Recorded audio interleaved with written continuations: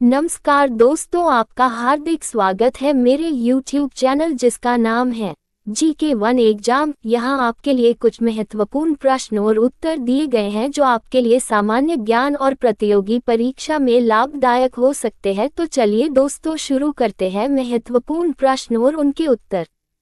1. श्री अमरनाथ जी यात्रा 2026 की सुरक्षा के लिए किस पुलिस बल द्वारा प्रोजेक्ट हॉकाई लॉन्च किया गया है? A. Delhi police, B. Jammu और Kashmir police, C. Punjab police, D. Himachal Pradesh police. सही उत्तर बी. जम्मू और कश्मीर पुलिस। नोट: जम्मू और कश्मीर पुलिस ने अमरनाथ यात्रा की सुरक्षा को कड़ा करने के लिए प्रोजेक्ट हॉकाई शुरू किया है। इसके तहत ड्रोन, 416 से अधिक सीसीटीवी कैमरों और फेशियल रिकग्निशन चेहरा पहचानने वाली तकनीक का इस्तेमाल कर 24x7 निगरानी रखी जा रही है। 2. जून 2026 में जारी की गई रिपोर्ट के अनुसार भारत कितने प्रतिशत वैश्विक बाजार हिस्सेदारी के साथ दुनिया का अग्रणी जहाज पुनर्चक्रण शिप रिसाइक्लिंग देश बन गया है? ए. 25.2%, बी. 30.5%, सी. 35.4%, डी. 42.1%। सही उत्तर सी. 35.4%। नोट: पत्तन पोत परिवहन एवं जलमार्ग मंत्रालय के अनुसार भारत 35.4% वैश्विक बाजार हिस्सेदारी के साथ दुनिया का नंबर 1 शिप रिसाइक्लिंग जहाज पुनर्चक्रण देश बन गया है, जो भारत की बढ़ती समुद्री और पर्यावरण अनुकूल क्षमता को दर्शाता है। 3. हाल ही में बांग्लादेश भारत के नेतृत्व वाले किस अंतर्राष्ट्रीय गठबंधन में 27वें सदस्य देश के रूप में शामिल हुआ है? ए. अंतर्राष्ट्रीय सौर गठबंधन आईसा, बी. अंतर्राष्ट्रीय बिग कैट एलायंस IBCA, सी. आपदा प्रतिरोधी बुनियादी ढांचे के लिए गठबंधन CDRI, डी. वैश्विक जैव ईंधन गठबंधन GBA। सही उत्तर बी. अंतर्राष्ट्रीय बिग कैट एलायंस IBCA। नोट: जून 2026 में बांग्लादेश आधिकारिक तौर पर international big cat alliance IBCA का 27वां सदस्य बना।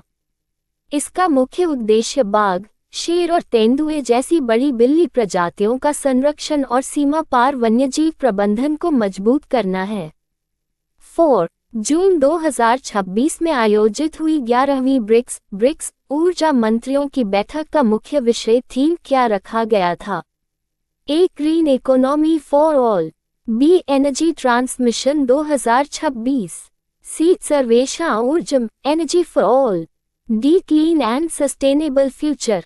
सही उत्तर सी. सर्वेक्षण ऊर्जम एनर्जी फॉर ऑल। नोट: भारत की मेजबानी में गुरुग्राम में 11वीं ब्रिक्स ऊर्जा मंत्रियों की बैठक आयोजित की गई, जिसका संस्कृत विषय सर्वेषां ऊर्जम यानी सभी के लिए ऊर्जा तय किया गया था। 5. हाल ही में सुर्खियों में रही बेरिजम झील बेरिजम लेक, जिसे टाइगर रिजर्व घोषित करने की व्यवहार्यता का आकलन करने के लिए एक जनहित याचिका दायर की गई है, किस राज्य में स्थित है? ए. केरल, बी. कर्नाटक, सी. आंध्र प्रदेश, डी. तमिलनाडु। सही उत्तर डी. तमिलनाडु। नोट: बेरिजम झील तमिलनाडु के कोडैकनाल पलानी पहाड़ियों में स्थित एक कृत्रिम झील है। मद्रास उच्च न्यायालय ने इस क्षेत्र की पारिस्थितिक स्थिति का आकलन करने और इसे टाइगर रिजर्व अधिसूचित करने की संभावनाओं पर विचार करने के निर्देश दिए हैं। 6. नवीनतम AI economy readiness index AI economy readiness index 2026 में भारत को वैश्विक स्तर पर कौन सा स्थान प्राप्त हुआ है? ए. 10वां, बी. 13वां, सी. 25वां, डी. 48वां। सही उत्तर बी. 13वां। नोट: इस सूचकांक में भारत दुनिया भर में 13वें स्थान पर रहा है।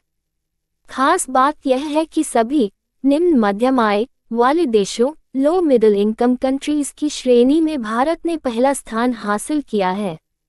7. हाल ही में विदेश मंत्रालय द्वारा पासपोर्ट को लेकर क्या कानूनी स्पष्टीकरण जारी किया गया है? ए पासपोर्ट नागरिकता का अंतिम और निर्णायक प्रमाण है। बी पासपोर्ट केवल एक यात्रा दस्तावेज है, नागरिकता का अंतिम प्रमाण नहीं। सी पासपोर्ट धारक स्वतः ही ओसीआई कार्ड का हकदार है। डी इनमें से कोई नहीं। सही उत्तर बी पासपोर्ट केवल एक यात्रा दस्तावेज है, नागरिकता का अंतिम प्रमाण नहीं।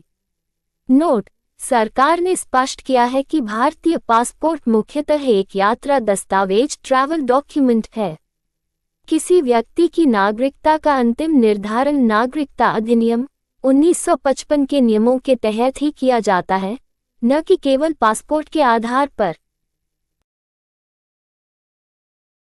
दोस्तों, आपको हमारी वीडियो अगर अच्छी लगी तो चैनल को लाइक शेयर सब्सक्राइब अवश्य करें और यदि आप ये वीडियो फेसबुक पर देख रहे हैं तो पेज को फॉलो करें।